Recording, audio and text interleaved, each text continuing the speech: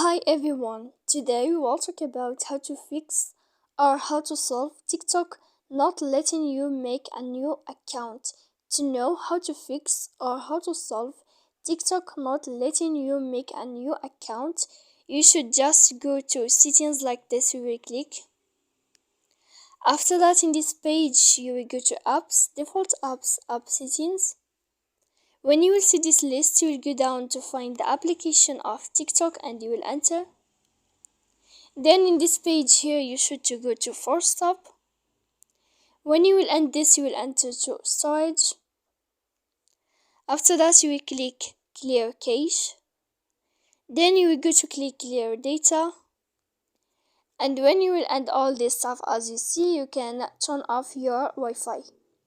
So please don't forget to support us by like and subscribe. See you next time in another video, and thank you for watching.